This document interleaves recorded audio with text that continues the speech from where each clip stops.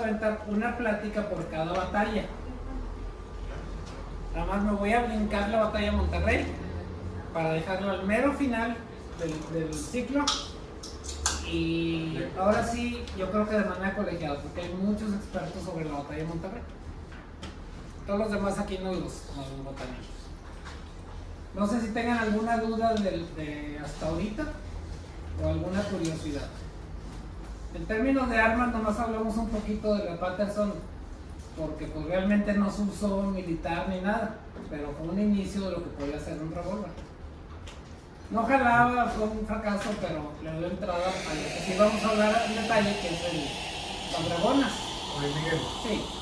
Esas Patterson, ¿cómo las cacaraquean? Como si fueran... Como si nomás esas trajeran. Fíjate que... Yo creo que hay un hueco muy grande en eso, ¿no? Eran muy primitivas. No eran los primeros revólveres. A ver si la próxima vez me lo traigo para que lo vean, porque yo tengo uno. Se llamaban Pepper Boxes. Parecían pimenteros. Pues sí. Es un cilindro y le daban la vuelta a mano. O sea, le daban la vuelta y tronabas una y luego otra y otra. Están muy divertidas, pero esas estaban bien sólidas. Esa que tengo yo proviene de la Guerra de Texas. Está grabada y todo. Pero la siguiente generación es la Patterson. Pero acuérdense que es un revólver de un solo acto, no de dos. O sea, tú le das, truenas y luego le vuelves a echar para atrás el mecanismo y lo vuelves a tronar. El diseño no es muy bueno. Esa es la primera que se les ocurre. Pero también la metalurgia tenía muchos problemas. Entonces nada más hicieron algo así como 2000 y me encontré el reporte final porque se llaman Patterson, pero son Colt Patterson. Patterson es porque la fábrica estaba en Patterson USA. Y los Colt los da como un fracaso. Por eso, si los hubo en Texas, muy poquitos, y acá del lado militar, ni del lado totalmente. Pero no era de línea de que este era el ni estándar militar, nada de eso. Reglamentario como Nada de eso. Ya la siguiente generación, que viene siendo la Dragón, el pistolón 44, tampoco era de línea, pero sí lo traían muchos oficiales porque pues estaba de moda y ya es un verdadero revólver, pero aún así tenía las mismas broncas que el Patterson. El 80% de esas armas, por eso ya no las hay en el mercado, no las encuentras, porque tronaban los cartuchos que eran de papel, tronaban adentro del cilindro, y cuando tronaban doblaban el marco y hasta ahí llegó la pistola. Se deformaba. Sí, pero aún así el Ford le daba la garantía. Entonces, como la hayas dejado, a lo mejor agarraste a golpes también, ya no sé qué hiciste, la regresaban y la reparaban, pero ahí las estadísticas y el 80% de los regresos era porque había tronado el cilindro y se había llevado entre las patas el mar. ¿Esas todavía las hacían con una cinta de acero envolviendo el cañón? Sí, así es, sí. Entonces, todo es bien primitiva y también, ya lo ves en el análisis, así me toca tener una en la mano, pero no es mía. Entonces, ves las tolerancias entre partes de metal. Dije, no, esta cosa se usará un rato a tronar. Ya sea que estén muy estrechas o muy delgadas. Y tiraba gas, ya sabes. Bueno, entonces esa pues ya la platicamos un poquito. Pues hasta ahorita no he podido conseguir, se me es suficiente traer una Patterson, más que los voluntarios tejanos, pero en Texas. Bueno, entonces ahora sí ya nos toca hablar de los mexicanos. Es mucho más ligera la plática, es muy gráfica. Este es el estándar. ¿Quiénes estamos interesados en esta guerra? Bueno, los americanos, los mexicanos, que hemos hecho algunas cosas, pero en los años 40 y 50. Hace mucho que no sale alguien que se meta a eso. Los franceses, y al analizar la interacción entre esto y el ejército napoleónico, te empiezas a encontrar muchas cosas divertidas. Los británicos también les interesan. Para la sorpresa de varios, aquí en México aparecieron en los mexicanos los gorros de oso que salen las películas así con la vena. Esos aparecieron aquí en México. Todavía no sabemos si eran de oso. y la otra si eran británicos o eran hechos en México. Todavía falta mucha investigación de eso. Entonces está divertido en el lado mexicano porque ves una revoltura de cosas francesas con cosas británicas, más cosas mexicanas y cualquier cosa que te puedas encontrar en internet. Está muy divertido. Los americanos lo van a ver la próxima vez, está más estandarizado y es más aburrido, pero la parte de las armas es exageradamente variada. Vas a ver armas del ejército americano que vinieron a ver aquí todavía del tiempo de la Revolución Americana. Así, lo que hubiera. Y también en la parte naval de Estados Unidos es muy divertida. Eran 60 y tantos barcos, que era una marina enorme para aquella época, y algunos de ellos son de tiempo de la Revolución, 1777, 78 por ahí. Y ahí los traían todavía. Entonces, cada quien tiene su versión. Posteriormente haremos lo mismo con la invasión francesa, que es muy divertida, pero es el mundo al revés. Los mexicanos muy estandarizados, los uniformes y demás se ven muy americanos, pero los que trajeron coloniales son la cosa más divertida que te puedes imaginar. Y pues había de todo Europa, más échale africanos y entonces era muy divertida y muy llamativa los uniformes y todo ese tipo de cosas. Entonces ya habrá tiempo para... Entonces empezamos por los como decía López Obrador, los machuchones. Ahí está el general de división. Tú ves el encaje, traen bicornios todavía, muy napoleónicos. Estos son uniformes de gala, no andaban así también. Todos son de gala. Este es de servicio. Entonces ya es del mismo color, no trae tantos adornos.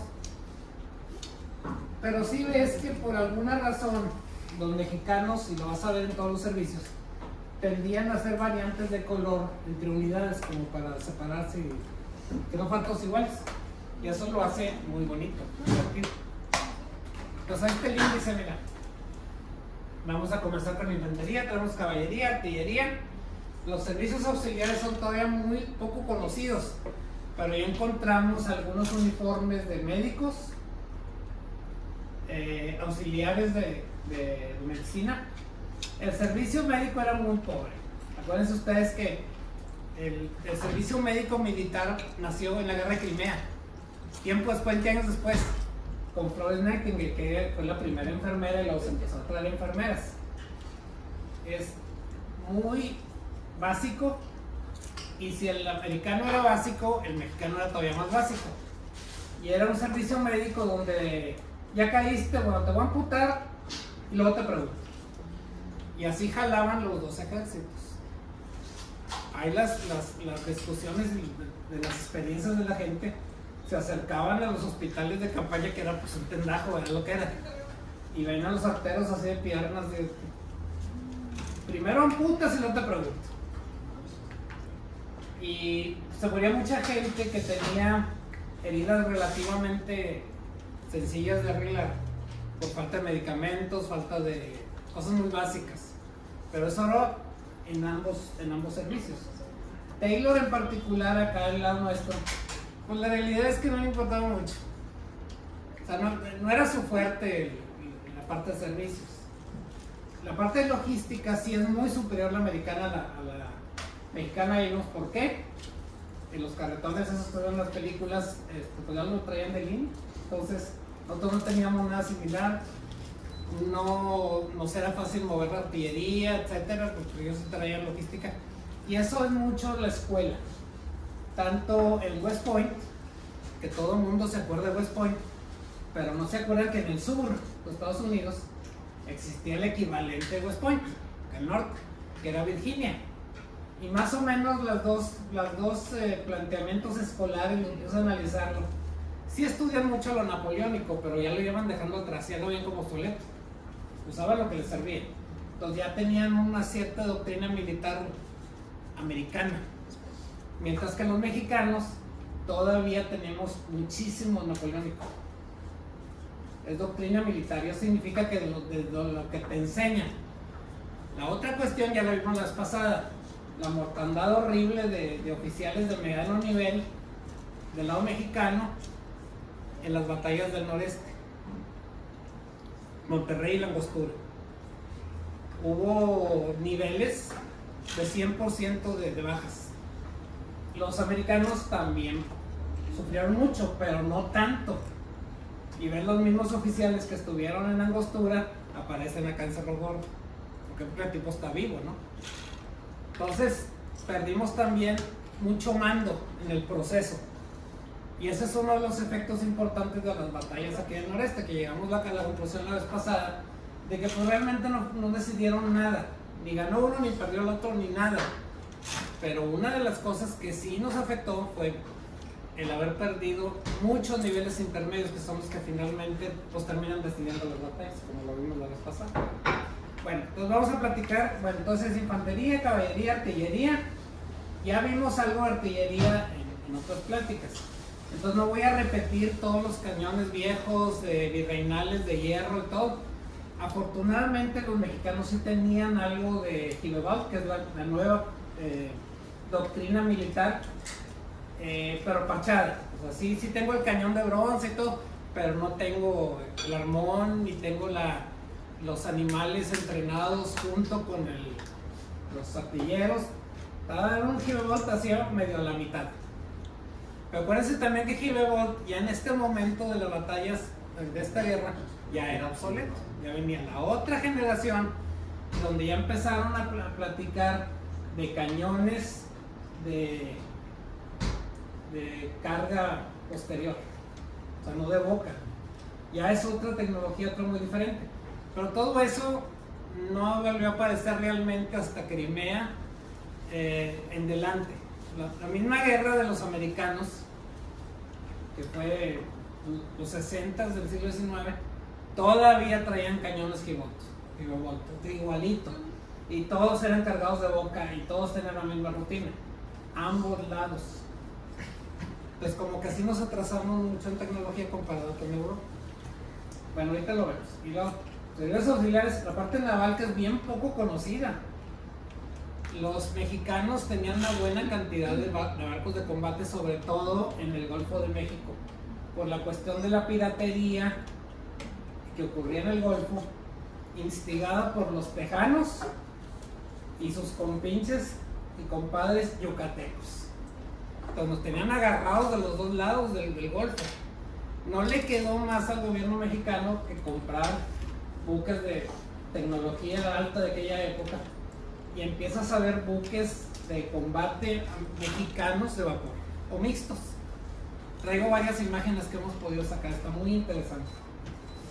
La parte guerrillera, que operó tanto aquí en el noreste, que son los mismos tipos que se han peleado toda la vida, Urrea y Carvajal, todos los mismos, y el equivalente en el sur, sobre todo en Veracruz. Es muy importante, y en los dos frentes los mexicanos ganaron todas las batallas, nomás que tenían una manera diferente de hacerlo. Se agarraban a los que iban dejando atrás en las caravanas y luego se los echaban. Los indios, aunque nunca se alinearon con ninguno de los dos, tenían la misma táctica. No se enfrentaban a los ejércitos principales, no sabían qué hacer con la artillería, tenían mucho miedo. Entonces lo que hicieron fue, pues espérate que se les rompa el carretón o que se cansen, y luego se iban sobre eso y los acababan, los dejaban sin nada, les quitaban todo lo que traían, y a veces hasta se los comían. Todavía había ese tipo de prácticas en el siglo XIX. Ellos creían que se los comían porque les iba a ir mejor. Pues es cierto, no sabemos. Entonces así empezó la guerra. Fíjate qué curioso. Todo el mundo piensa que la guerra empezó con unos quepís y yacos y cosas de ese tipo. La realidad es que no. Esta es la batalla, las primeras batallas en el río Bravo, y ya traían gorro, que es obviamente mucho más práctico que un quepí o... Es el que le llaman pin wheel, ¿verdad? Sí, bueno, había varios. Sí, que sí están inspirados en los americanos. Los americanos eran muy similares, una rueda, sí. Y como estaba capitonada, la gente le decía que parecía una rueda de carreta. Esas aparecieron en Texas los desertores, como lo vimos en la primera plática. ¿Esto es mexicano? Este es mexicano. Trae en la mano un baker, que significa que es un cazador. ¿Cómo sé que es baker? Tiene esta ventanita aquí, y lo que significa que aquí está hueco. Y servía para guardar cosas, por ejemplo cartuchos, pedernales y cosas así. Me encontré un baker con un molino de café, una cosita así. Un molino de café manual. Entonces es donde te das cuenta, digo, pues es que son personas, la guerra pelea con personas. Y este raje es muy significativo. De Baker no lo trae Brown Bess. Entonces es fácil darte una idea. Y la otra es, fíjate cómo, no todos traían bayonetas, había Bakers que traían y otros que no. Fíjate cómo está montada arriba por encima de la boca de fuego. Ese es Baker. Ahorita les voy a enseñar unos Bakers. Había por encima y por un lado sí, y por abajo. Y por abajo, sí. Pero ninguno era de enchufe. Era un enchufe redondo que se ensartaba en la boca. Ninguno de estos. Traían un muñoncito y ahí se amarraba. Sí. Y eran muy eficientes. La otra cosa que vas a ver en ciertas bayonetas, es un periodo de transición como siempre, que son planas. Entonces no sé, bueno, ¿para qué la bayoneta no se es combate del cuerpo a cuerpo? No se habían dado cuenta que si la bayoneta no trae canal, tú puedes herirlo, sacarlo, y el cuate todavía va a durar un rato. Sí. ¿Por qué? Porque no chupó aire. Cuando chupa aire la intosiga, Dios. Entonces todavía no inteligían que pues, la hoja tenía que ser canalada. Pero otros sí. Y para sacarlo más fácil, ¿no? Pues también, y luego topaba con güeyes. Es un show, ¿eh? Varios casos me tocó ahí, me empiezan a platicar. Pues ahí va la bayoneta y ya se me atoró. Entonces no les quedó más que disparar. Ahorita en el Museo de la Batalla tengo una pequeña colección de bayonetas, son 6 bayonetas desde 1898 hasta 1944, de junio del 44 en inglesa, justo del desembarco. Sí. Digo, quién sabe si haya participado, pero ves ahí esos cuchillos y son terribles. No, son horribles. No sirven para cortar calle, para sacar un palo, nada. No matar gente. Mejor para clavar. Que es lo mismo que los tejanos traían en los bagüis. Los bagüis eran para combate cuerpo a cuerpo y hacer un hombre o un oso, me da lo mismo. Ese concepto no lo tenían los mexicanos, que no es ni espada, hasta que finalmente se llaman, o lo tomaron y llamaron espadines, que todavía se usan en la milicia de Gala, que eran unos espadas así chiquitos. No eran bayonetas, era la copia mexicana del bagüi, muy gruesa y no muy larga, es para cuerpo a cuerpo, no hay otro.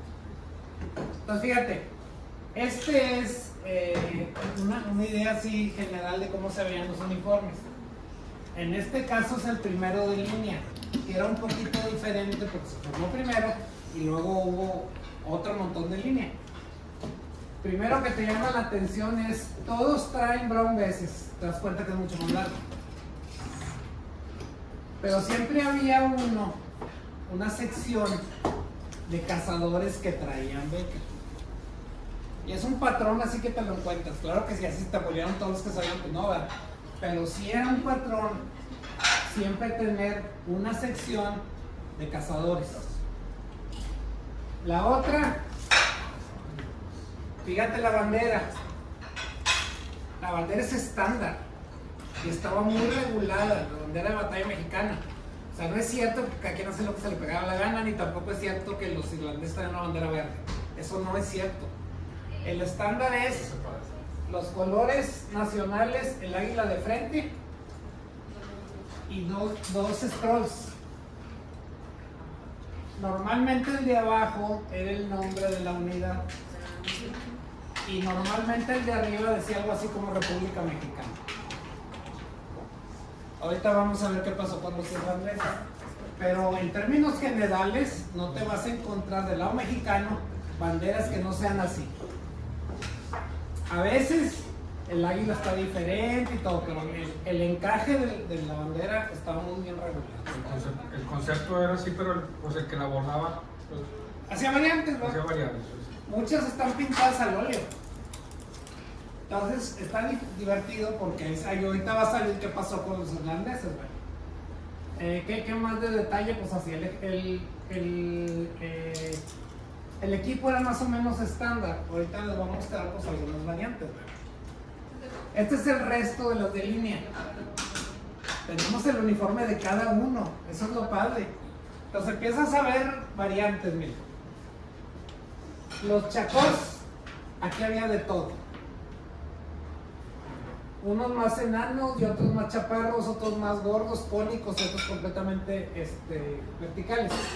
¿Por qué? Porque se hacían donde se podía. O sea, no había una fábrica de chacós. Eran de cuero ellos. Eran de cuero, sí. También ahorita les platico de los pompones. Algunos traen pompones y otros no. Y no todos los pompones eran rojos. Había verdes o había tricolores. Como que cada quien agarró ahí como podía. Pero fíjate las variantes. Este se ve más alemán de esa época, más prusiano. Y este se ve más francés. Entonces en este caso ahí van todos con sus chacós más o menos estandarizados. Los uniformes sí eran muy similares entre sí, de los colores estos añil que les platiqué desde el mero principio, pues es lo que había. Y los que eran tropicales, por ejemplo este es mixto y este sí es un uniforme tropical, eran blancos. Acuérdense que todo es algodón y que la calidad del uniforme mexicano en términos de libraje por unidad de longitud era inferior al americano, entonces acababan muy rápido. Entonces vas a ver muchos hechos garras y ya sabes. Aquí se ven bonitos. Y todos ellos, todos traen brown bess.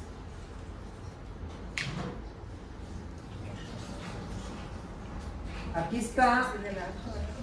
Este es el del séptimo al 12. Empezaban a haber variantes porque pues, mientras más soldados metías y creabas más regimientos, pues se te iban saliendo de guacal, ¿verdad? Entonces hay varios que todavía siguen haciendo azules. Este equipo comenzó siempre blanco y terminó al fin de la guerra negro porque pues, es lo que había. Y ves este tipo de cosas ya mixtos, ¿verdad? Con pantalones rojos y chaqueta tropical. Empezamos a ver así como que, porque es lo que había. Y el chacó otra vez igual, no era estándar, pero está muy bueno. Eso es lo que lo hace divertido. Aquí les pusimos la cantimplora. Los mexicanos traían de dos. Esta es una cantimplora de madera circular, como de esta profundidad. No eran de metal. Los americanos sí traían de metal y de madera. Y si no había de esto, entonces había este, que es un aguaje o un Guaje de cuero. Guaje de calabaza. es una semilla de un árbol. Es una vaina. Una vainota así grandota. Adentro tiene estropajo. De hecho es de los árboles de estropajo. Sí. Y en cierto momento lo cortan, lo dejan secando y se hace una cáscara dura. Y luego con una varilla se le saca todo el relleno de adentro que está lleno de semillas. Les digo porque yo tengo uno sin trabajar. Está lleno de semillas, pero miles de semillas. Y de velas como si fueran como estropajo. Sí, son estropajos, algo así. Entonces lo sacas con una varilla y ya queda limpio. Y está completamente sellado, jalaba muy bien. Es impermeable. Jalaba muy Y bien. hay de todos tamaños, desde chiquititos hasta. Es lo que traían también los indígenas en el norte. No lo limpiaban por adentro. ¿Mande? Por adentro, piedras lo Con limpiaban. piedritas y con Sí. piedritas y unos buenos bolches de agua Y sí, batiéndolo hasta que queda limpio. y un tapón de palo del que fuera. Y no se rompía y nada. De hecho, ves americanos que levantaron los guajes, los empezaron a usar, porque son bien útiles. Estos sí eran buenos y todo, pero pues eventualmente la madera se empezaba a podrir, se empezaba a desbaratar y te da todo el agua. Muy al final de la guerra, los americanos sí trajeron de su lámina, recubierta de textil. Este es el espadín. Este está en el museo de Palo Alto. Es una copia mexicanizada de un baúl.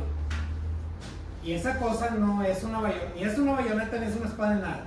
Es para combate mano a mano. Y eso lo aprendieron de los tejanos, los mexicanos. Obviamente era muy útil. Entonces así ven varios de diferentes.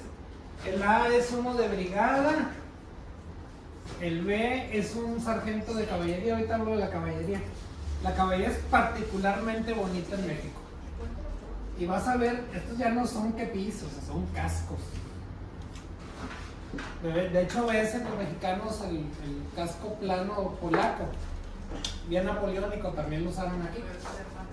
El C es un fusilero, con el uniforme más o menos de estándar, todo de azul añil. Y el otro, que es un ayudante, trae la mitad tropical y la mitad reglamentaria. El C, como es cabo, parte de su equipo trae una vara. La vara representa autoridad, pero sí le pegaba a los soldados. Es muy diferente la disciplina mexicana a la americana. La americana era muy salvaje. Desertor, ahorcado. O le ponían aquí una D y luego lo mandaban para su casa. Pues ya le fregaron la vida, ¿verdad? O sea, como marcado como res. Aquí no. Golpeaban a la gente, volvían a agarrar los desertores y los volvían a reciclar. Entonces dentro del ejército había desertor de primera, segunda, tercera y hasta cuarta me he encontrado. El desertor de cuarta, pues nomás lo vestían en tela así blanca, ¿verdad? De crudo, y lo ponían a barrer. Ya no le soltaban armas y todo, pero no se deshacían de él. No lo reseteaban así. No lo reseteaban, pues ahora tú vas a hacer que limpie las letrinas. Y órale. Los americanos no, con ese tipo de cosas así medias feas, graves, mínimo 100 azotes, marcado aquí con la D de deserter por caso. Sí llegaron a fusilar unos poquitos, pero siempre y cuando fusilarte era nada más para los oficiales. Me encontré un par de casos acá, la escolta era más disciplinario. Por delitos como violación oficial, fusilado. Sí sucedía que se robaban armas, el parque, todo, y lo iban y lo vendían. Si era oficial, ránate. Pero el estándar era otra gente. Nosotros no me encontré ningún caso en toda la guerra donde dice lo fusilaron o hicieron algo. ¿No? Sigue jalando, ya no tienes tanta confianza. Aquí hay divertidas variantes, como les decía, ahorita vemos la caballería. El arma no es ninguna de las dos, es un arma especializada de caballería que se llama payet, aunque se llama así, era británico, no era francés, que la gente le llama arcabuces o carabinas. Son mucho más cortas y un tipo que si le supiera, bien entrenado, podía disparar al mismo tiempo que al galope. O sea, con una mano la rienda y con otra disparar.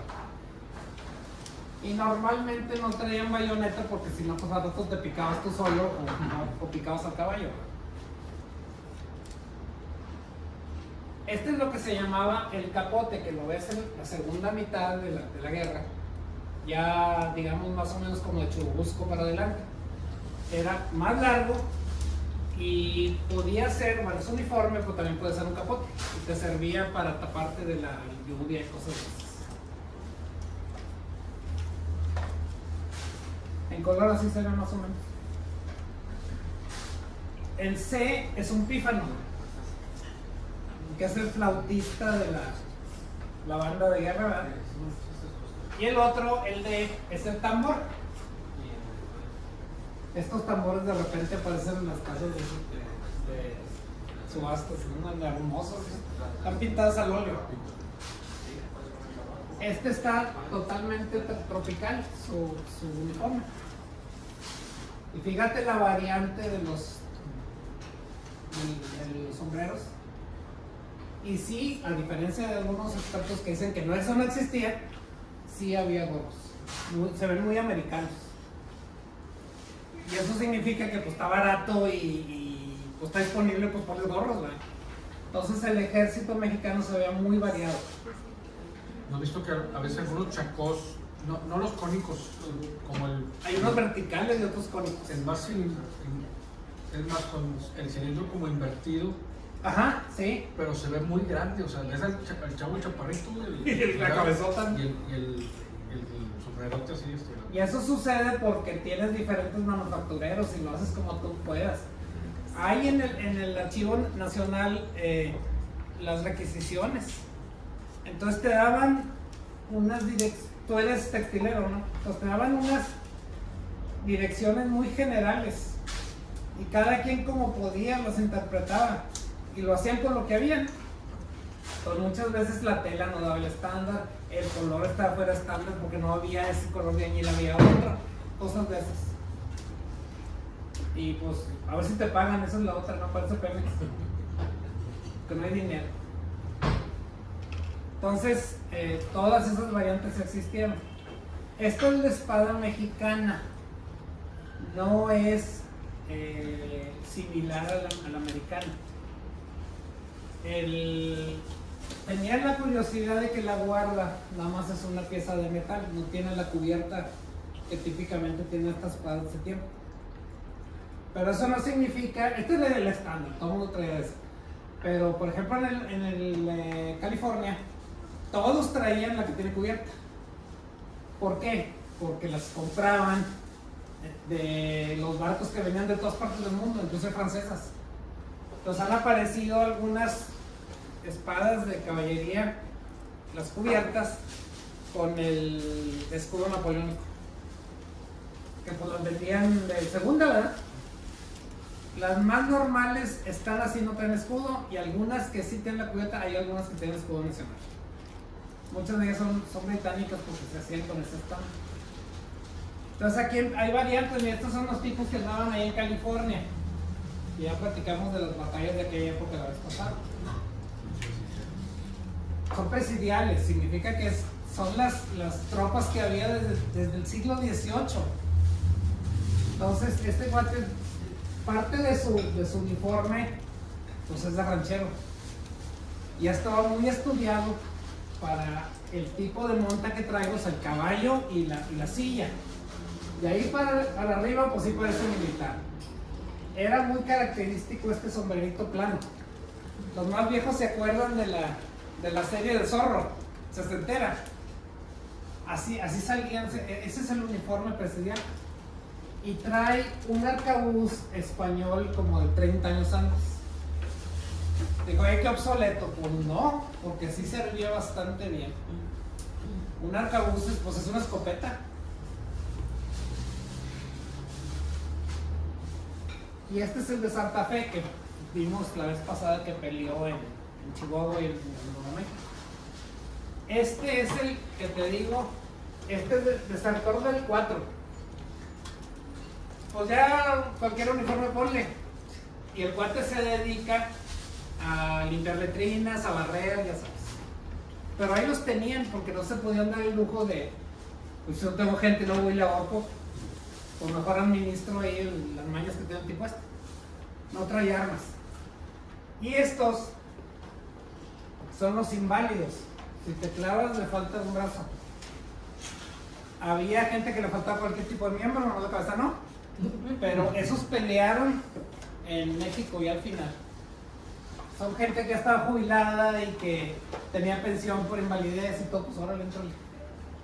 Y estaban armados. Ya cuando echamos los mexicanos, toda la carne del asador en el Valle de México, todos pelearon.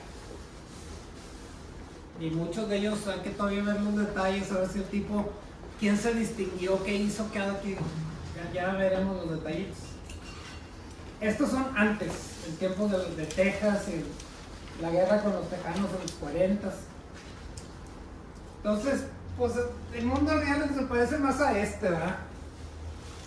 No les quedaban las prendas, se las arremangaban.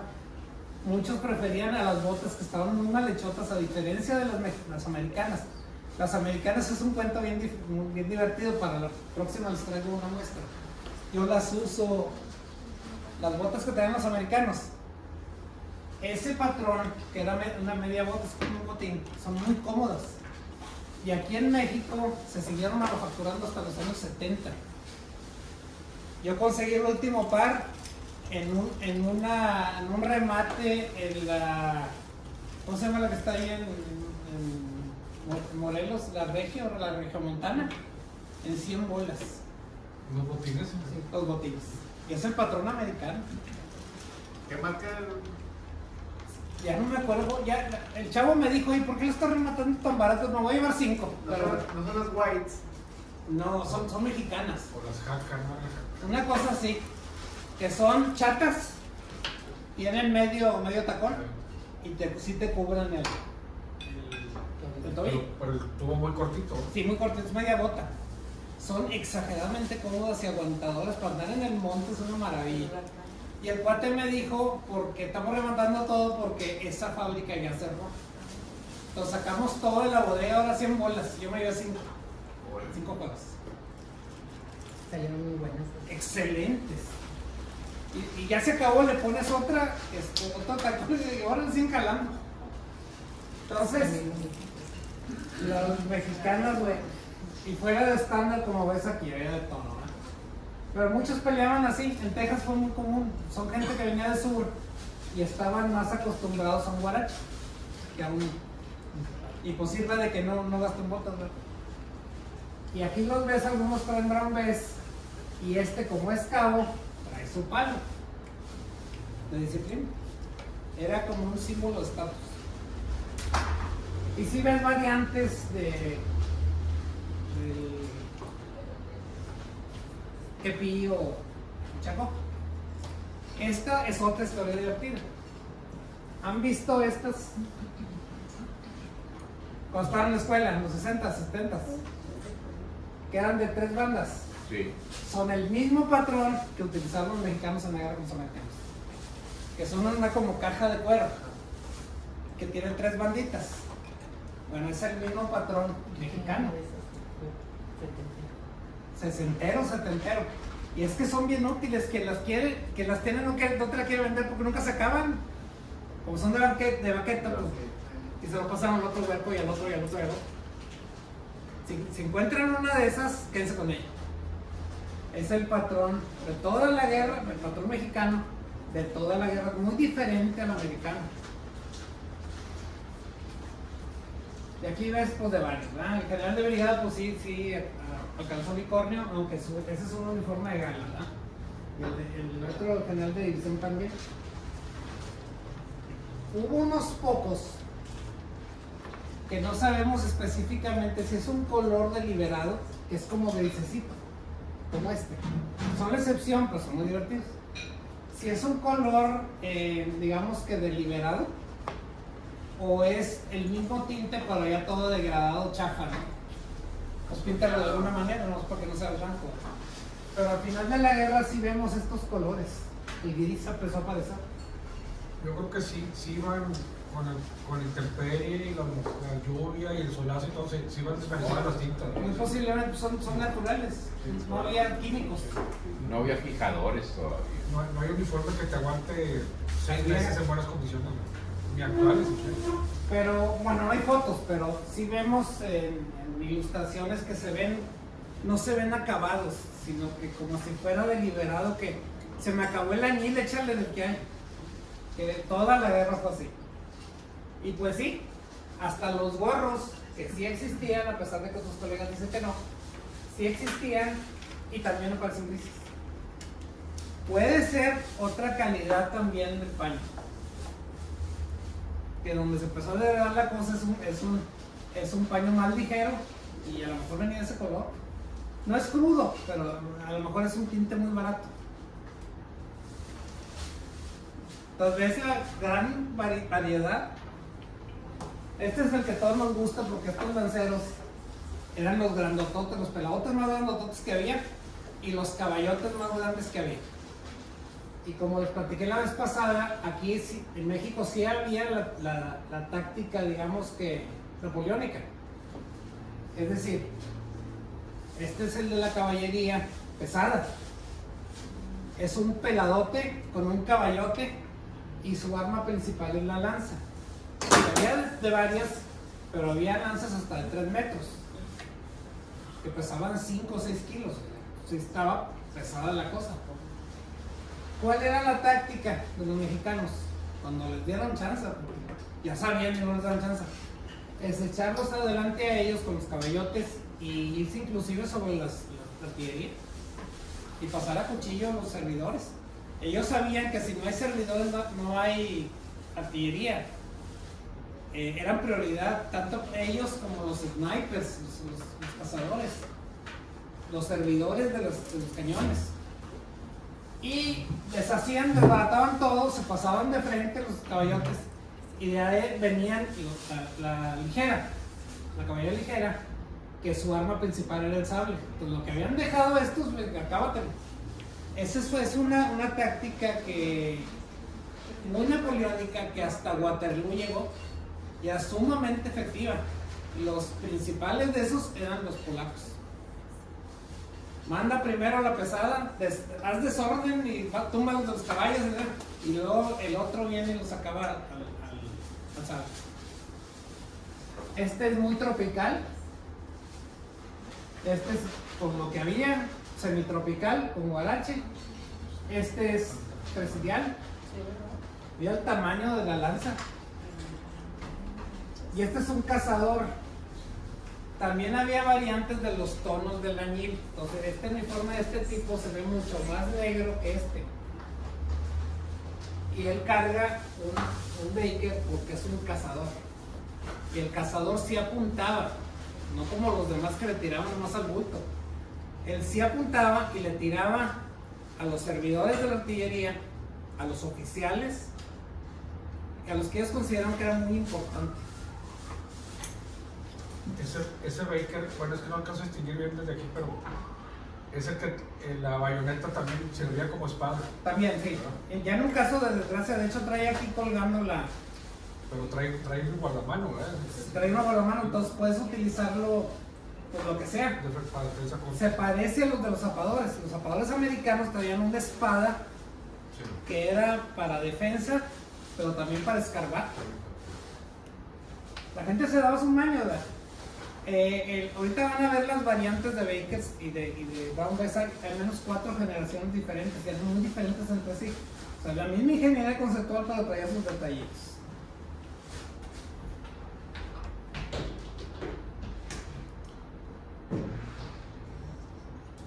Entonces empezaron a salir los capotes que servían de vestido y también para cubrirte de lluvia en la segunda mitad de la guerra.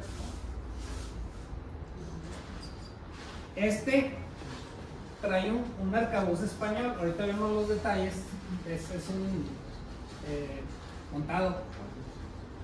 ¿Cómo lo podemos distinguir del resto? Porque en la cacha no era lisa. Los españoles siempre la trabajaban. Y este diseño que ves aquí le llamaban la pata de la vaca. No estaba lisa, sino que tenía un nombre sacado de madera. Entonces, de ahí puedes distinguir de qué tipo de arcabuces, porque hay arcabuces más viejos, arcabuces más nuevos, por ejemplo los Micheletto, entonces van a ver, y arcabuces modernos para aquella época. Entonces aquí está el tierra caliente, completamente blanco. A veces inclusive le ponían una cubierta la pieza arriba, blanca, porque como era oscura y era de cuero, generaba un montón de calor y los sesos te los quemaba.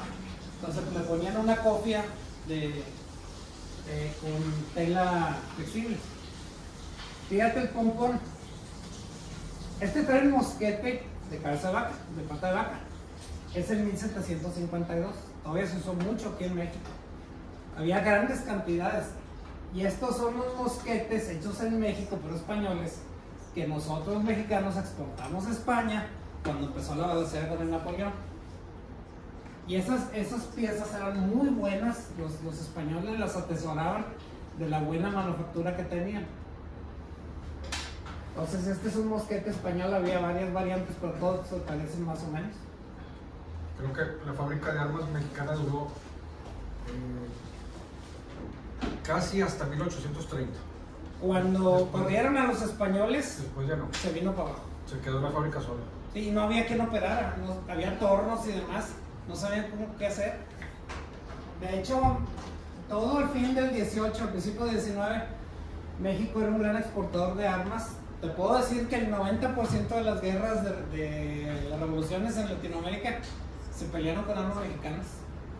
Del lado rebelde. Entonces había bastante tráfico. Y pues esta es la diferencia. Un mosquete contra un Brown Bess. El Brown Bess también venía en diferentes longitudes. Ahorita vamos a ver los detalles. Va pasando la guerra más adelante. Y aquí tenemos un médico. Es un soldado raso. Traía cuartelera, que es el único servicio que traía cuartelera. Los que traían cuartelera eran los que estaban en la escuela militar, por ejemplo, Chapultepec, pero pues como él. Este es el uniforme típico de uno que ahí quedó en Chapultepec, de la escuela militar. Su espada es mexicana y la práctica era que mientras eras cadete, era media charretera, no ustedes una charretera y la otra no, porque pues todavía no era el soldado. Y traían, ellos no alcanzaron kepín ni nada de eso, sino que traían su cuartelera.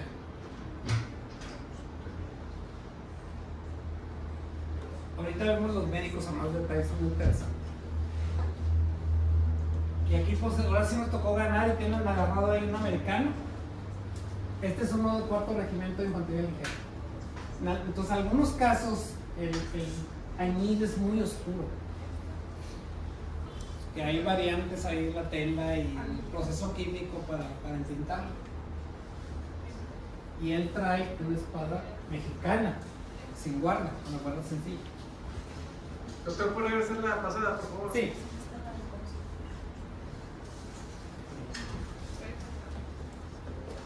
El cuate no sabemos quién es. Es un daguerrotipo, pero se ve bien chavillo, pues fíjate el bigote. 14, 15 años. 16. Ellos ni siquiera eran soldados. Como lo vimos la otra vez en Chapultepec, cuando esas vinieron siendo los americanos, el mismo Santana dijo: esto va a ser una matazón. Váyanse para su casa. Entonces quedaron los que quisieron quedar. Muchas gracias, doctor. No, Sí. era para ver al médico. Ahorita viene otro más divertido. Porque él es un soldado raso. Había el que seguía, era un asistente médico. Y los asistentes médicos mexicanos típicamente eran, todavía no eran doctores, era como un practicante, digamos.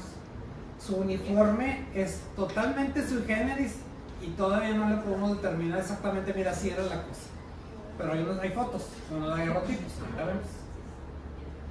Bueno, entonces ahora sí nos tocó ganar, le pusieron una reza y el capitán de infantería. Este de aquí, pues está güerito y pelirrojo y todo el baile. Él es un irlandés. Los irlandeses típicamente estaban vestidos como la Guardia Nacional. Es muy similar, pero tiene sus variantes. Mira, la jícara le llamaban también. Y la cajita guade o algo así se llama este. Se llama jícara, pero tiene otro nombre. Guaje. Sí. De ahí viene Oaxaca. Ajá, a lo mejor sí. No, el nombre del estado proviene del guaje. Fíjate, entonces hacen guajes. Entonces, otra cosa muy divertida es este implemento, que es una pechera de metal. En México no todas eran de metal, había otros distintivos, pero básicamente se trataba de un policía militar. Lo distinguía del resto. El que traiga esta pechera es un policía militar. Fíjate, la bandera está muy estandarizada. Y otra vez, aquí dice República Mexicana y aquí le pones lo que tú quieras, que es tu unidad. Entonces el asunto está la bandera verde. Y también, si se encuentran uno de estos, guárdenlo. Es un recuerdo de la guerra de Estados Unidos. La mochila secundaria. Y eso, el diseño es el mismo. Y está muy bien pensado para poner la espalda si era chaparrito. Por eso lo usaron mucho los niños. También todavía me tocó. Y lo tiré bien. A ver dónde sacó otro. Sí, tengo ahí que... Ah, ¿tú tienes uno? Sí. Ahora sí, empieza la pelea. Este es San Patricio. ¿Qué descubrimos? Ahorita les enseño y encontramos 3 documentos. Los 3 documentos están en la defensa. Son originales, son de veras, no son reprints ni nada de eso. Pero son muy tardíos, son de 1848. Pero te da una idea de cómo estaba la cosa. Todo lo que sí aprendimos es que sí era cierto, yo era el primero que decía que no, pero sí. Es que sí se llamaba Batallón San Patricio. Pero el término batallón no es adecuado. Porque un batallón en esta guerra mínimo son como 300 gentes. Más como un 500. El nominal para el batallón de San Patricio era 260 plazas. Pero en el mundo real andaba siempre entre 100, 150 y no pasaba de ahí. Y al final de la guerra, ahorita van a ver los documentos, 50. Ya se habían muerto todos, ya habían caído muchísimos en Churubusco, ya habían ahorcado otro montón.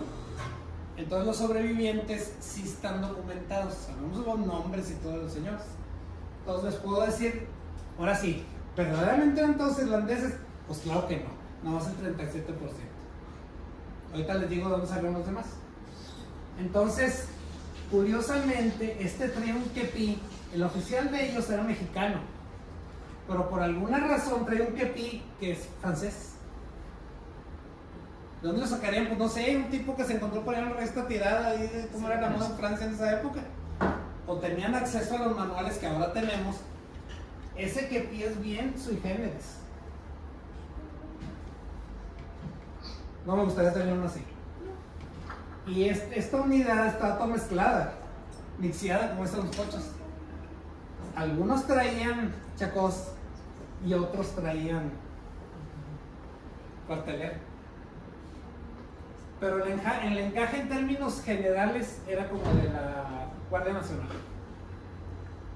Y los franceses, pues claro que le pusieron aquí Drapeau Hypothétique. Mi posición hasta ahorita es que esa bandera no existe. Lo que sí encontramos es que, bueno, alguien lo tuvo que haber inventado. Cuando estuvo la guerra de secesión, los irlandeses pelearon de los dos lados, pero pelearon más del lado unionista que del confederado. Como le faltaba gente, los unionistas mandaban reclutadores a Europa. Y la primera que se te ocurría reclutar eran los irlandeses porque estaban bien fregados, no había comida y entonces los traían. Muchos de ellos ni siquiera hablaban inglés, hablaban gálico. Entonces traían también con un oficial bilingüe. Y las banderas de ellos, el uso de las banderas en la guerra de secesión era muy diferente. El estándar es una bandera federal con sus barritas y todas las estrellitas y todo. Y una, tú me dices de qué. Que era libre, como quieras identificar a tu batallón, como quieras. Y esta bandera apareció en los irlandeses del 11 de noviembre. Así como la ves, el arpa y el Edinburgh Grab, tal cual. Y los tréboles son Todo el show completito. puros clichés irlandeses. Entonces lo más probable es que, bueno, ¿cómo le hago a alguien que se le ocurrió? No, pues agárrate la bandera que saben. Esta bandera está totalmente fuera del estándar mexicano y no hace sentido, porque ellos a través del tiempo pelearon desde el Bravo hasta el final de la guerra, fueron muchos años. Entonces o un tipo con una bandera verde que está manejando la artillería de los mexicanos, todo el mundo le va a querer tirar. Eso no hace sentido.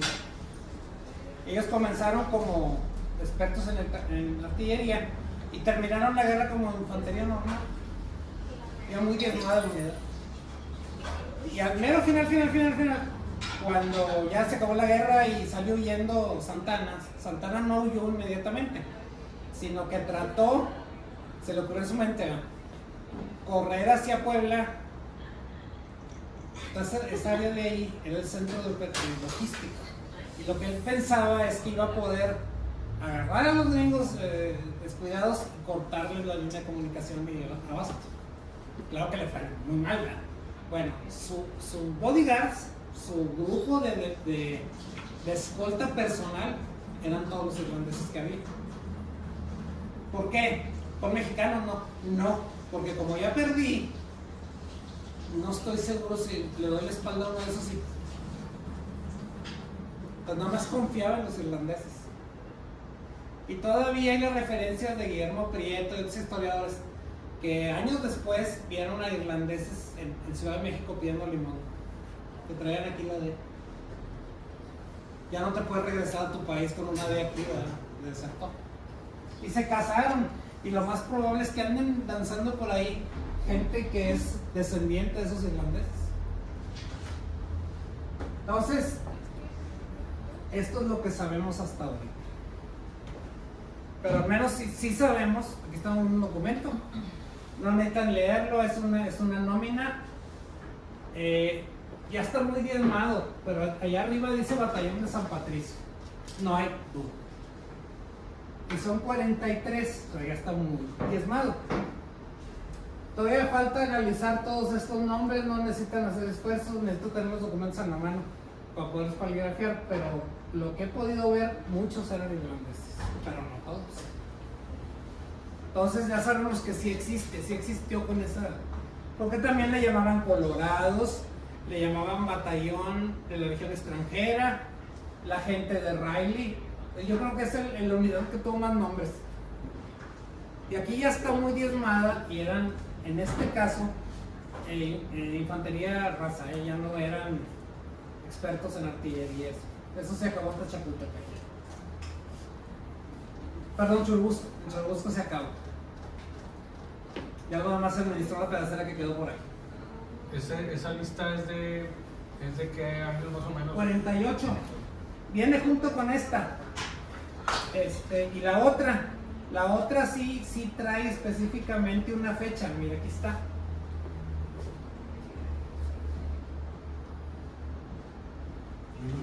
¿1848? 48. 48.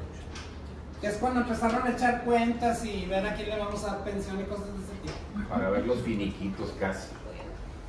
Y fíjate cómo, y sí dice Batallón de San Patricio. José María Calderón es el que firma. Ajá, sí.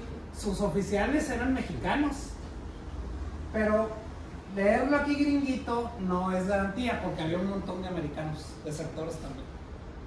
Entonces ya que tenga esto original ya escaneado, porque esto me lo mandaron, ya les puedo decir más o menos, al menos quién sí tenía apellido o nombre de sajón y quién no.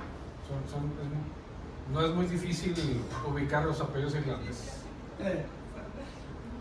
Y la otra de estructura es que es interesante. En este caso, aunque le llamaban batallón, estaba súper diezmadísimo.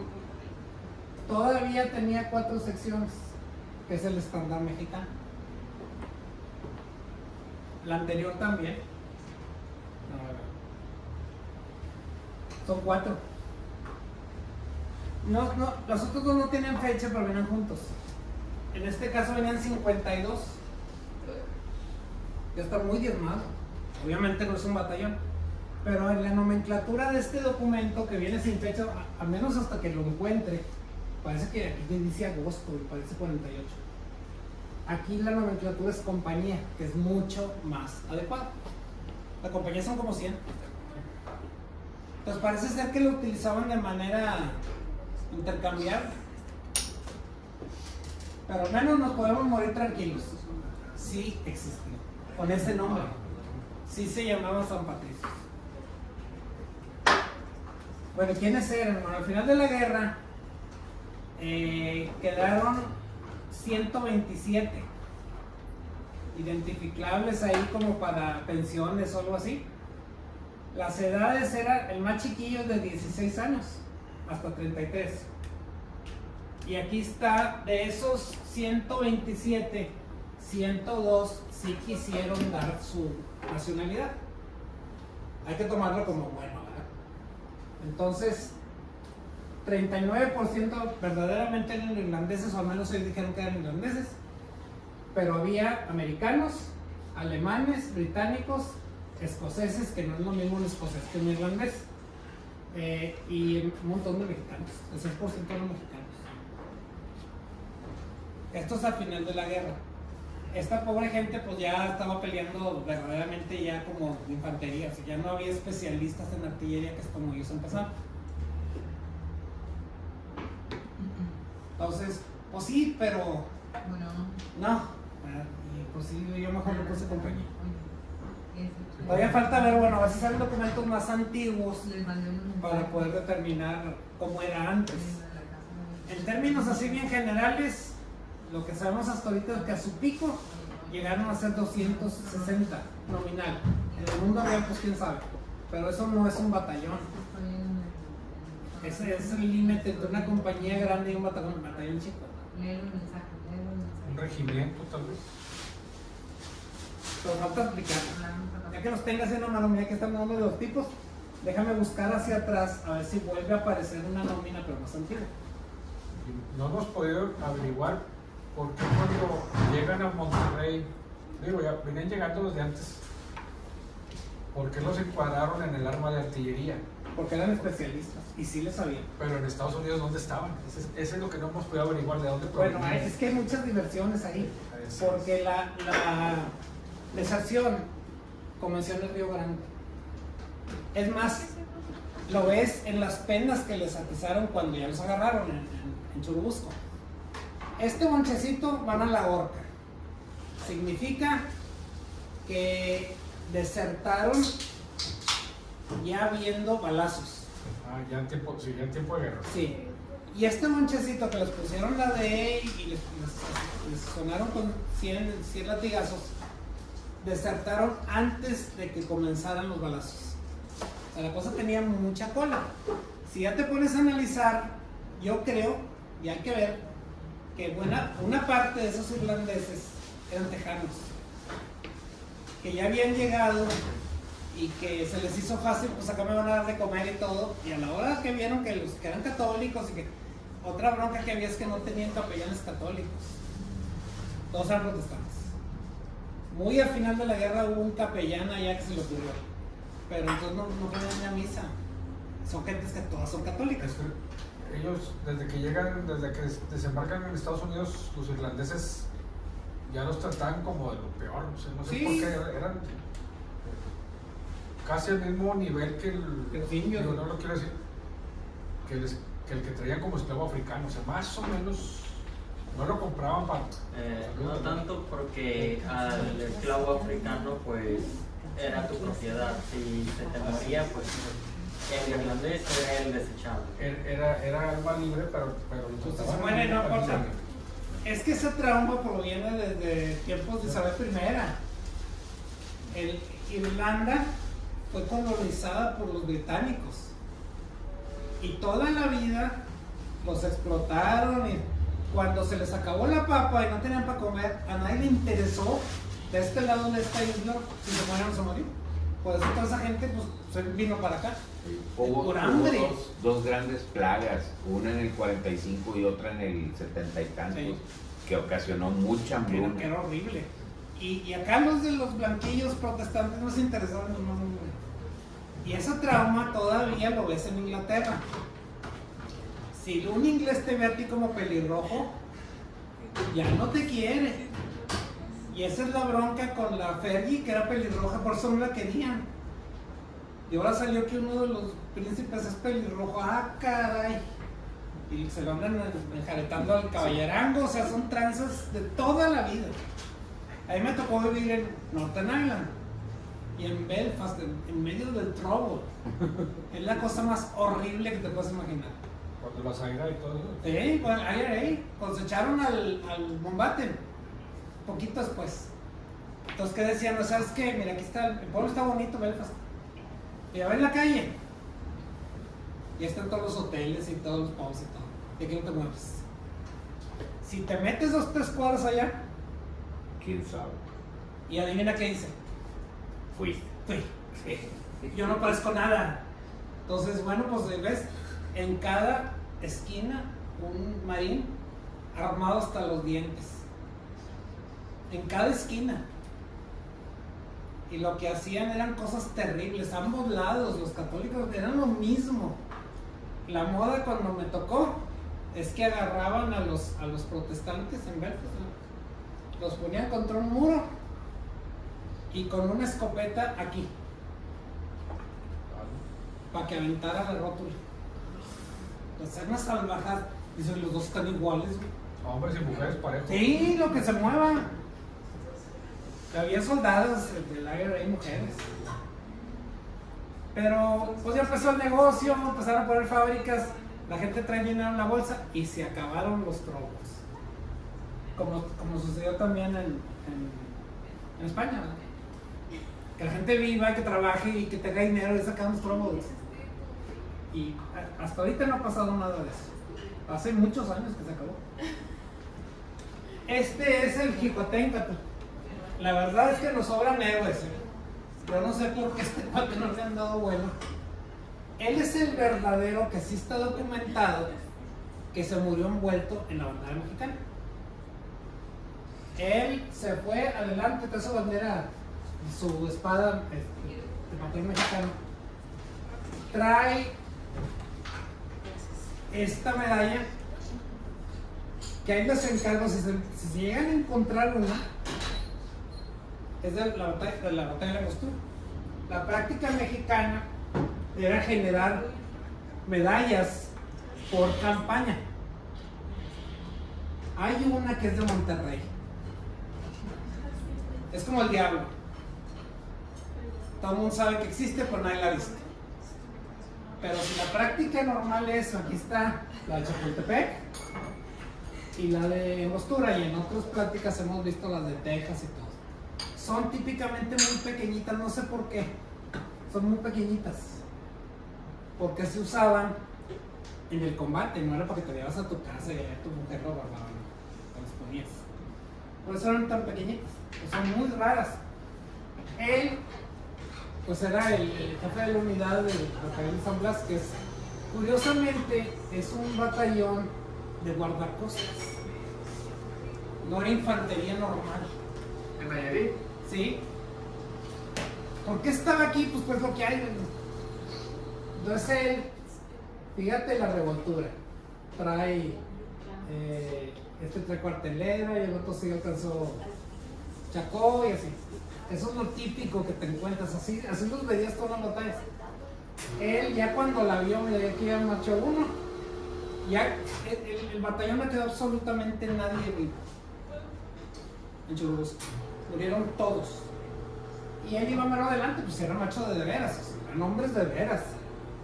Y ya cuando vio que de veras que no le iban a hacer, ya los vio caer a todos, agarró la bandera, se envolvió en ella y siguió tirando. Si las cuentas le salieron, porque así le hicieron la autopsia, 14 balazos. Y esa bandera, de veras que los americanos se quedan con la boca abierta de la valentía del hombre, y pues vieron que era un oficial. Trae sus medallas, al menos trae la de la Angostura, la otra todavía no queda seguro. Entonces, agarraron la bandera, la empacaron muy bien y la mandaron a Estados Unidos y estuvo mucho tiempo en West Point. Cubierta de balazos, parece un queso y completamente embarrada de sangre. Y a 100 años después, cuando viene Truman a hacer las paces dijimos que había sido el presidente Calles. no, alemán, no, Ay. 1947, 100 años después, le regresaron la bandera. Y la bandera está en Chapultepec ahorita, en la sala de banderas. He hecho una criba de balazos y totalmente roja de sangre. Entonces, oye, nos sobran los héroes, ¿para qué inventas? Entonces, y él, se me hace que por eso no lo querían mucho, no le han dado tanta, porque él, fueron los que estrenó la Orden de Guadalupe. Obviamente es el primer imperio. Iturbide les dio a sus oficiales la Guadalupe. Entonces por eso como que no lo quiere el registro oficial, ¿no?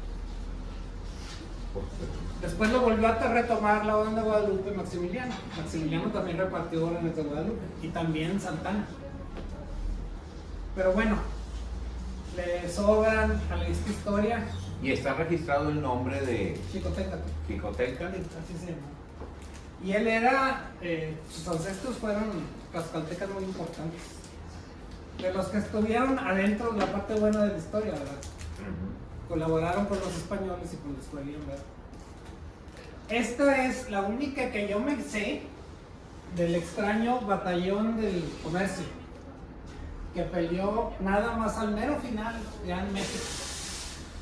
Eran comerciantes, muchos de ellos eran españoles o de otras nacionalidades que no eran mexicanos, y pues le pusieron lana y crearon su batallón.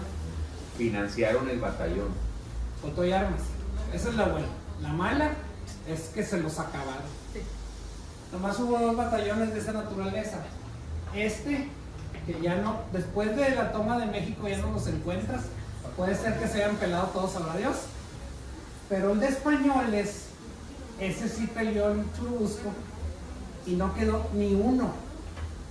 ¿Por qué? Porque era la primera vez que agarraban un mosquete. Los acabaron, no quedó nadie. Entonces son todos los héroes que, oye, ¿dónde quedó? La calle que se llama así, ¿verdad? Ahora sí, armas. Clásico brombes. Hubo 5 variantes. Entre 1750 eran armas muy antiguas, casi 100 años cuando empezó la guerra. Y hubo el último modelo, que es el 5, 1778, seguían siendo muy antiguas. Esa variante, la Tower, que está hecha en Gran Bretaña. Y había otra que provenía de las guerras napoleónicas, que empezaron a manufacturar esta arma, pero en la India. La India tiene, bueno, una colonia, y tenía muchos años de tener una larga carrera en manufactura de armas finas. Todos varían en pequeños detalles, pero todos tienen el mismo encaje.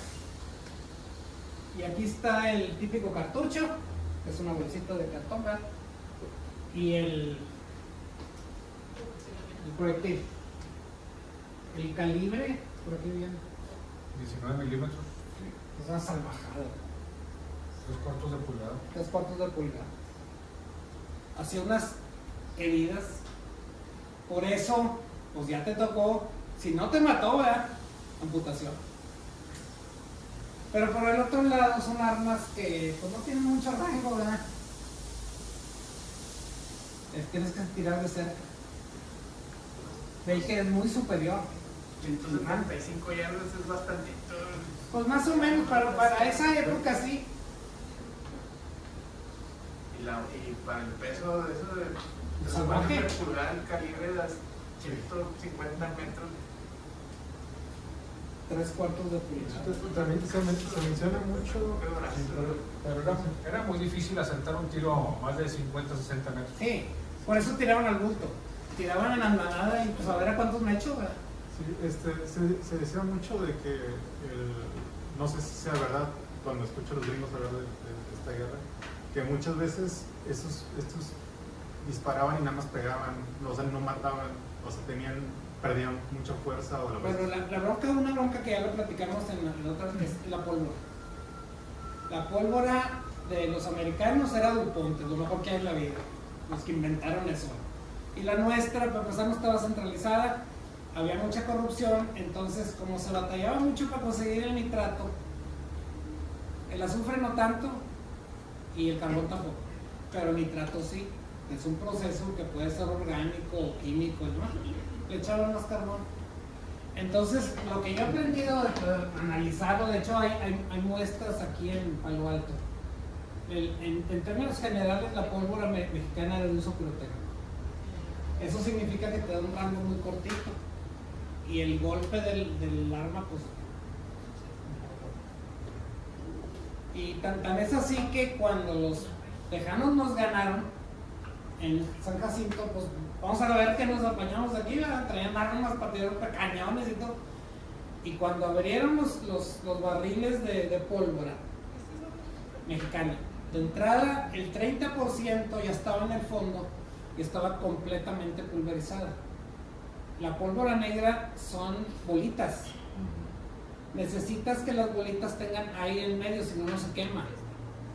Y la manufactura las hace de bolitas. Entonces el polvo que estaba abajo no servía absolutamente para nada. Entonces lo que hicieron los americanos es agarrar los barriles y tirarlos al río. Y ahí donde está todavía. No sirve absolutamente para nada. Entonces eso hacía que los mexicanos a la hora de los balazos y todo, o le metían 2 cartuchos por aquí a ver si truena, y eso hacía que se trabaran los mosquetes, o tiraban una vez y ya lo usaban como arma blanca. Para darse una idea más o menos de contexto, en San Jacinto siempre se han dicho, no, pues nos agarraron acá, y el otro, el general, estaba con la güerita esta que era la rosa amarilla de Texas, no encerrado.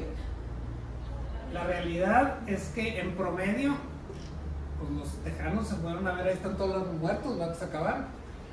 Y en promedio, a cada muerto le había logrado disparar 3 veces antes de que lo acabara. En un ataque, cuando se vinieron encima los americanos, que duró algo así como unos 2-3 minutos. Y ahora sí las bajas del lado tejano fueron muy pocas. Entonces tú te das cuenta, caray, pues se me hace que aquí hay una cosa muy extraña. Y acá cuando sacaron los 2 barriles se dan cuenta de que era por mujer. Ni para recuperarlo. Ni me molesto en cribarlo para darlo. Tíralo. Lo tiraron. Y aquí están las piedras. Todo el mundo traía varias piedras aquí en los bolsos. Este está hermoso, está aquí en México, en el Chapultepec. Alguna ha usado Tower, es del bueno, el británico. Y alguien lo pulió y lo dejó cromado. Y observa, hay variantes, pero observa que no tiene mira. Lo que tú ves aquí es donde se ponía la bayoneta.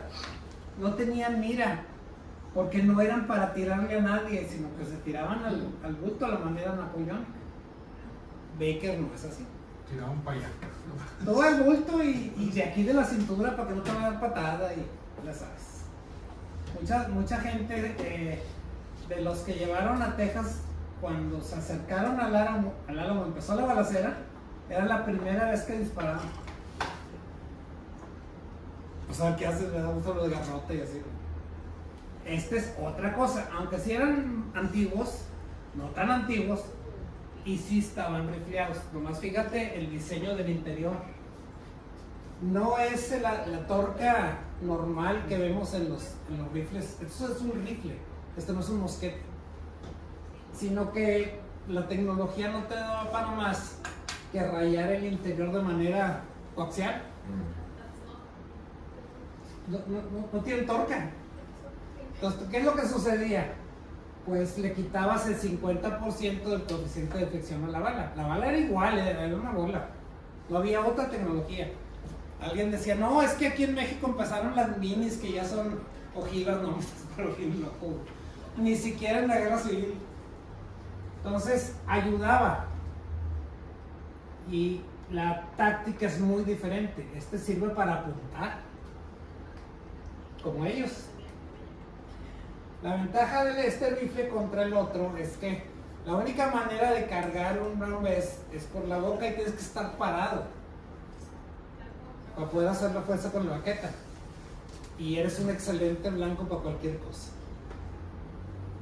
Ese es el que traían los de Mississippi Rifles, el primer regimiento. No, este es mexicano. Este es mexicano. Este es el otro británico que importamos en grandes cantidades. Obviamente es otra generación. Para empezar es un rifle, no es un mosquete. ¿Y hecho en India o en Inglaterra? No, estos son ingleses. Los que he visto yo son todos de Centauro. Es otra calidad también de arma. Es otra calidad. y daba la ventaja que podías disparar en cualquier posición y también cargar en cualquier posición. Sigue siendo cargado por la boca, pero mira cómo lo está haciendo este. Mientras que el Brown Bess, la única manera de cargarlos parados, güey, pues eres un excelente blanco, güey. Y más con las cruces que se ponían los pechos rojos. ¿no? Sí, pues nomás ponme aquí, mátame aquí. Ponme un anuncio aquí. Primero corazón. Los americanos también traían los mismos, que nomás es de los que había. También son unos rifles muy hermosos. Y a pesar de los años, tengo uno. A pesar de los años, así está. Y el mantenimiento es muy básico. Yo lo que hago todos los años, los desbarato, les pongo, los pulo, ¿verdad? Y les doy su pasado de lubricante, los vuelvo a armar y otra vez. El mecanismo está por fuera. Son eternos. Y lo prueba, ¿sí dispara? No, por la pólvora y por el balín. No, se me atora y ahí queda, o sea, mejor que así está. Había varias variantes, pero este es más o menos el estándar. Son muy hermosos, es comparado totalmente diferente a un Brown Bess hecho en la India. Es como una cosa china con un BMW. Pero sí en el Jali, también. Los mexicanos también teníamos armas cortas. La mayoría son Tower y si tú las ves son muy similares. También son de carga en la boca y también son de pedernal. Es la única tecnología que manejamos aquí. Y había muchas variantes. El calibre, a pesar de ser tan cortitas, es 3/4 de pulgada. Imagínate el patadón. Y básicamente le estás echando la misma dosis de pólvora, pero la granulometría no es la misma. Mientras más grueso es el calibre, los gránulos tienen que ser más grandes para que haya más aire entre los gránulos cuando estén acomodaditos y pueda hacer ignición. Por supuesto que es un solo tiro. Ya después de eso tienes dos opciones: saca el sabre o utilízalo como garrote. Los que llegaron aquí en México traen esta parte de aquí de metal. Pues es un garrote.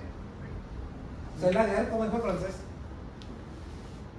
Pues ahí están los variantes, miren. Son muy bonitas. Y hechas para durar. Un mecanismo muy sencillo.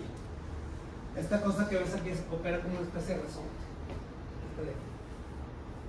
Que es la que hace que pues mueve el terreno. Entonces todas esas variantes son Tower. Eso es lo que tenía nuestra infantería, toda la guerra así. Caballería. No usaban en sus armas la bandera, eran pendones, como esos rojos, y esos pendones eran para identificarse en el combate. Entonces estos son los clásicos dragones de la reina que pelearon en California. Esos son los únicos que, digamos en cantidad, traían los sables curvos con la guarda completa. Lo más probable es que sean importados. Allá en California venían barcos de todas partes. Entonces, por lo mismo pueden ser franceses que hasta rusos. De cualquier cosa. Entonces están también muy variados, pero el clásico es este sombrerito. Acuérdense que allá en aquella parte, en el occidente, prácticamente no hubo del lado mexicano una infantería. Todos eran de caballería. Por la misma guerra contra los indios y demás. Entonces hay pocas variantes, aunque no dejan de ser buenos. Y por alguna razón que desconozco, que no entiendo, nada más usaban una sola banda, no usaban las dos. Y esa banda, la única, la utilizaban para ponerle ahí el nombre de la unidad. Este es uno de Santa Fe, que peleó en Sacramento.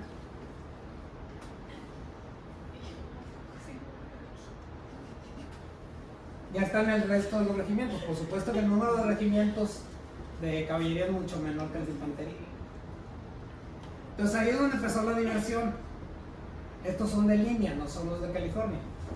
Y ahí sí pues loco que nunca falta.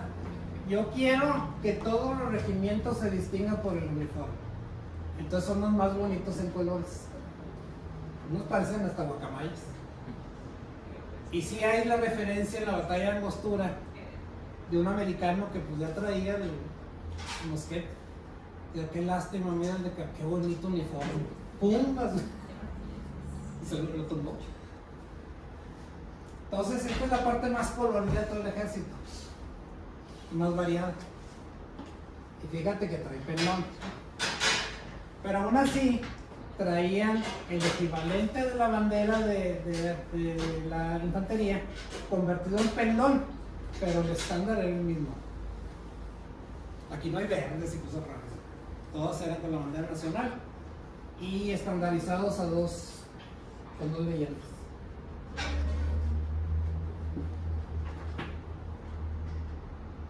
Y este se cosía aparte. Nada más en el 6º regimiento había unos que eran totalmente verdes. Tú pregúntame por qué. A lo mejor nomás eso ahí. Pero uno lo ve y dice, para empezar entramos a la guerra sin un quinto, ya sabes, pidiendo prestado. Pues ¿por qué eran tan variados? Eso cuesta dinero. Pero esos estaban nomás en California, ¿verdad? No. El anterior sí. Todos estos son de línea y pelearon donde quieran. Ah, ok. Donde hubo caballería. Sí. Y también, porque no, podemos darnos el lujo de lo que tú quieras, ¿verdad? La cubierta de la silla, pues iba al tono de cada quien, ¿verdad? Tenía el mismo color que el uniforme.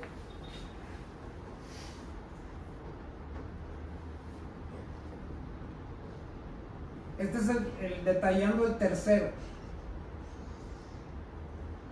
que era el más o menos estandarizado. Era en azul con celeste. Y es el que más se ve, todos con su uniforme más o menos uniforme, si es uniforme. Y su pendón, pero pendón táctico, no nacional. Y este tiene la curiosidad de que la oficialidad, la charretera, todo el mundo traía charreteras, pero la oficialidad eran verdes. El color normal era plata. Y si eran nice, eran de plata, de hilo de plata. Los fregadillos pues era metal, el timón y todo, pero pintadillo para que parezca. Pues así se ven más o menos.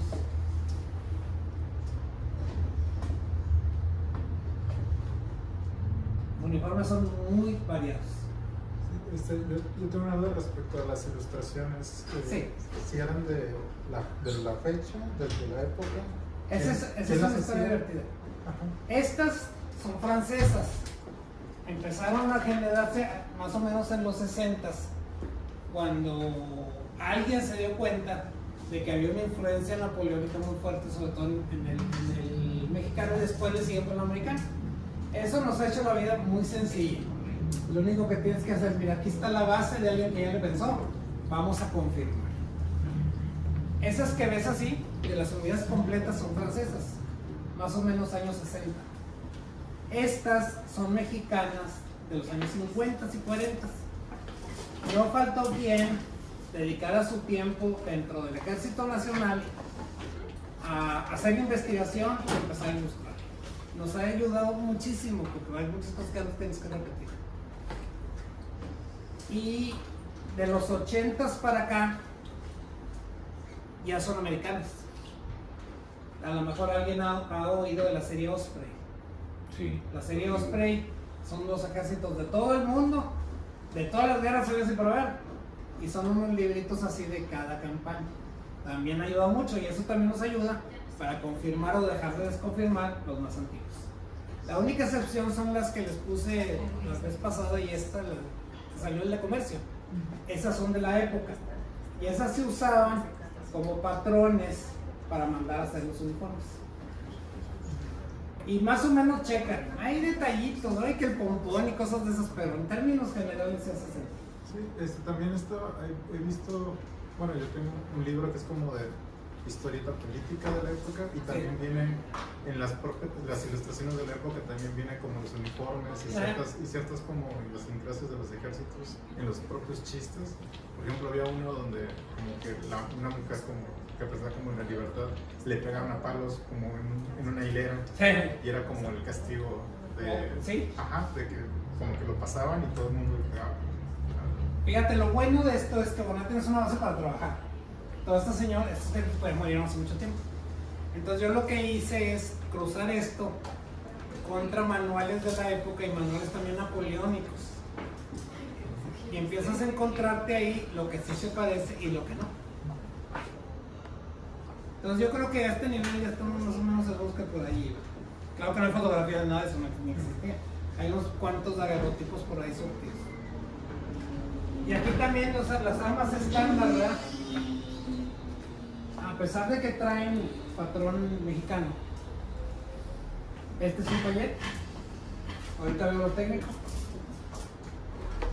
Y este es un arma británica también. Tower. Arma corta. Entonces imagínate la patada de esta, es una cosita así. De 3/4 de pulgada. Tiras una vez y la volteas y ahora agarrote. O saca el sable porque pues es tu trabajo. El muertito es del séptimo. Que eran blancos con azul. Más o menos así. Había unos exageradamente bonitos. Como este. Este tipo es un coracero de Tulencingo. Es un peladote de 1.90 con un caballote el más grande que hubiera. Y con corazón francés. ¿Qué tan bueno era en aquella época? Bueno, pues un arma de fuego atraviesa la coraza del tipo, ¿no? Y más en esos calibres que los americanos eran similares. Pero muy bonitos. Este también. El B es un Húsar. Supremos Poderes, que eran más o menos bodigas de Santana. Este no lo trae. Pero lo normal es que traían una especie de cubierta, como una caperuza, y luego se amarraba aquí para que pudieras cabalgar y no se te cayera el gorro. Y normalmente eran de oso, pero no sabemos si eran importados de Gran Bretaña, que eso era estándar para ellos, o nos hicimos nosotros si era de tlacuaches.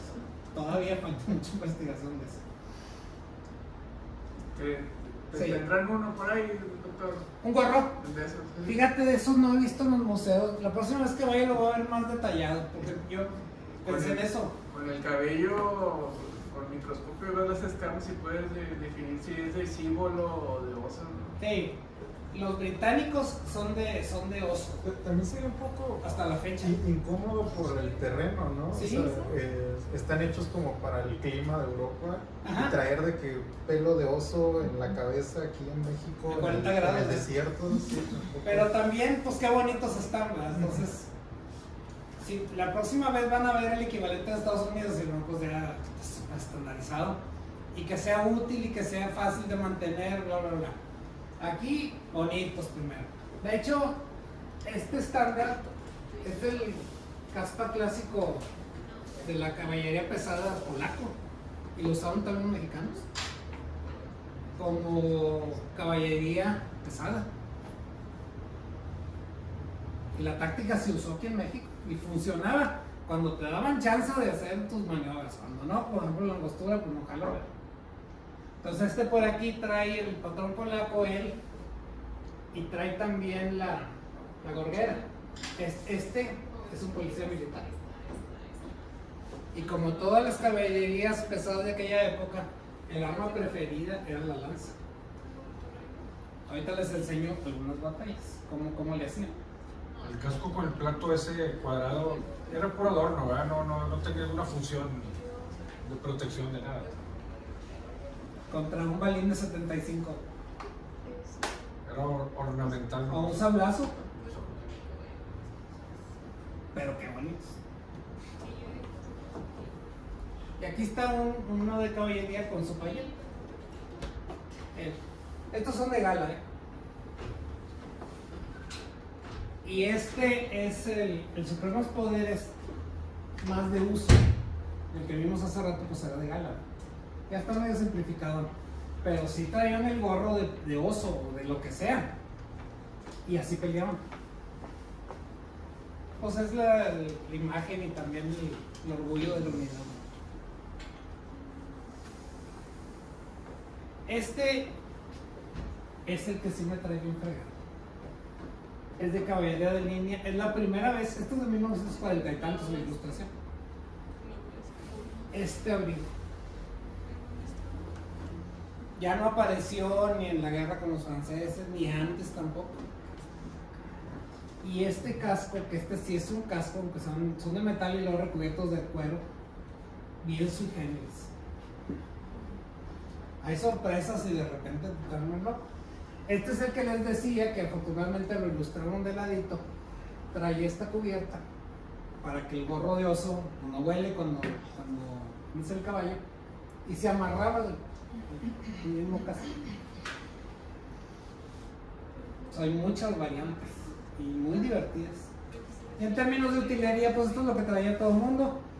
Me encontré en la angostura una sección de esto, los que se llaman coscojos,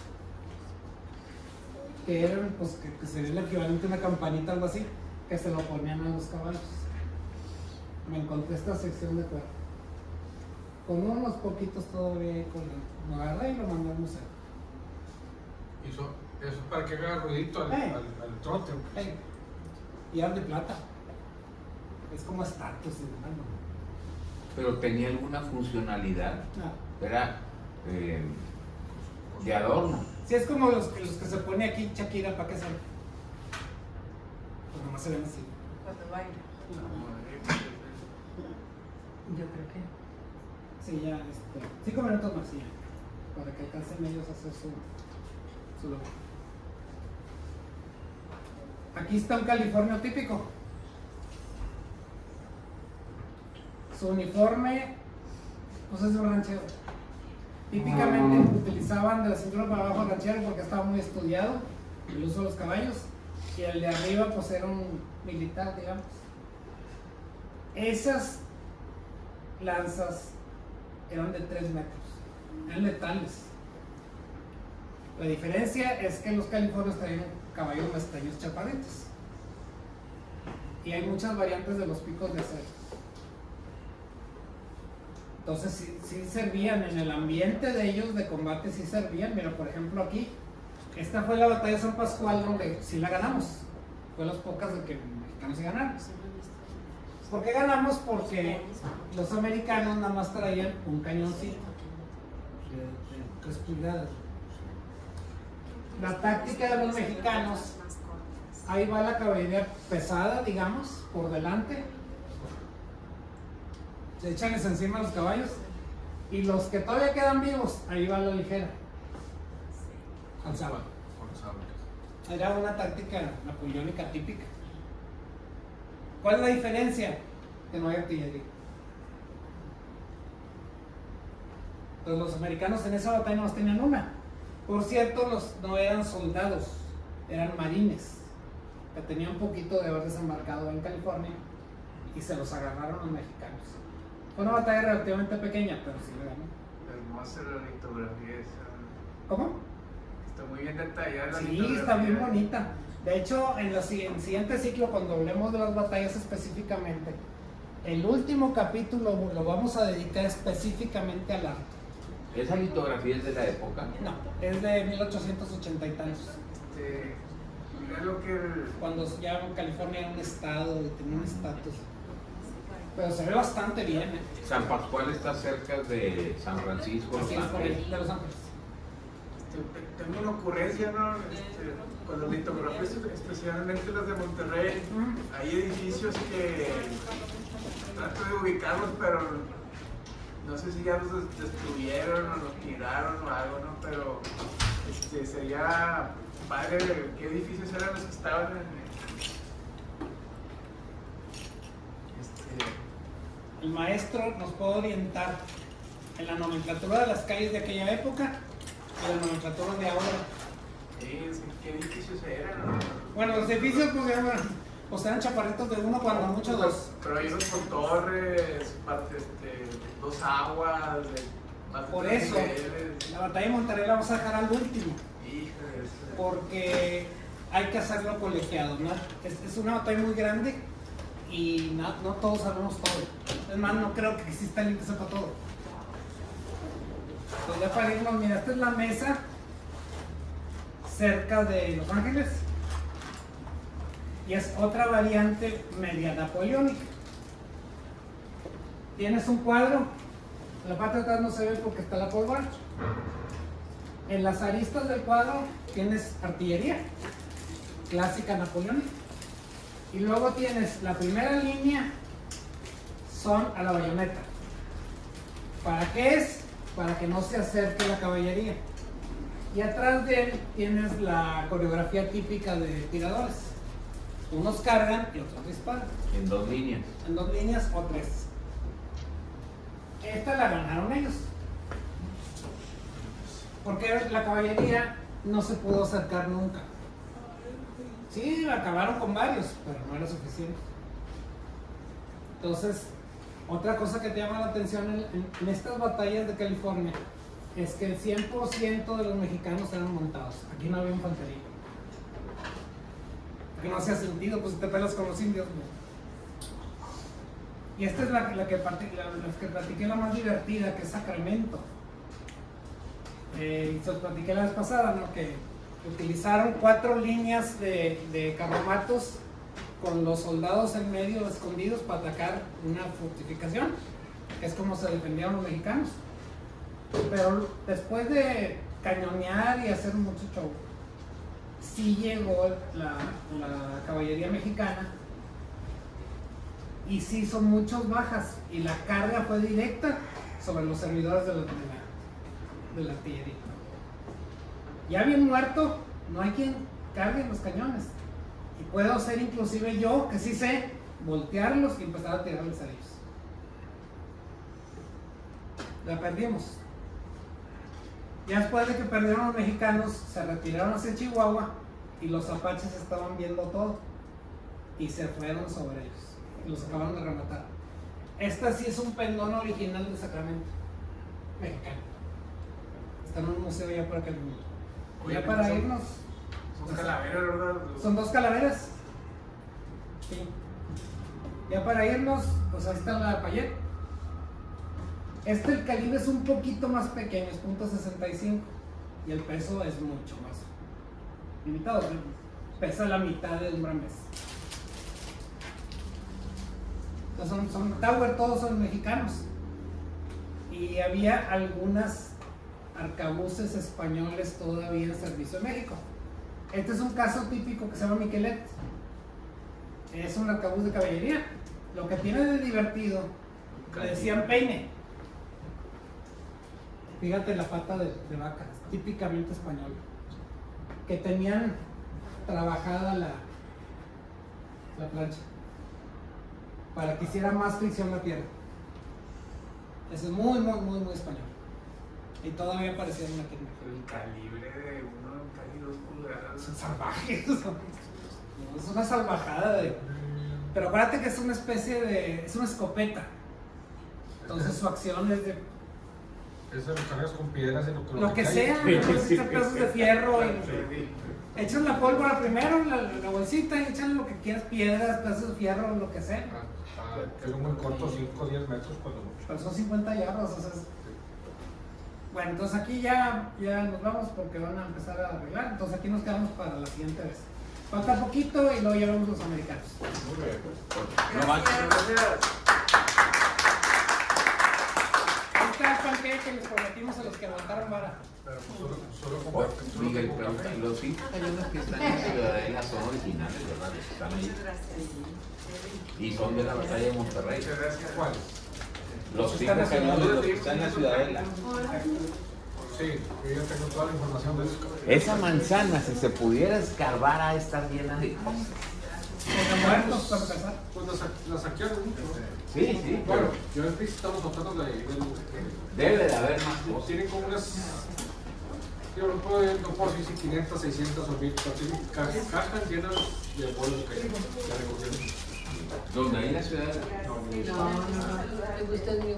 en el obispado. Nos vemos la próxima. Lo que no estamos seguros es si son de esa o de la francesa o de Bueno, la Seguramente son de la de Monterrey, porque luego ya se usaron otro tipo de municiones. apenas teniéndola en la mano empezar, ya saben. Sí, yo estaba ahí.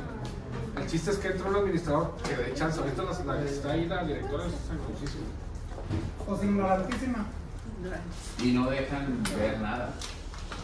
No, que yo porque conocía hace como 2 administraciones a la directora No saben ni qué hay ahí. y quería que se ayudara a identificar un rifle que no. Era una pistola que diseña de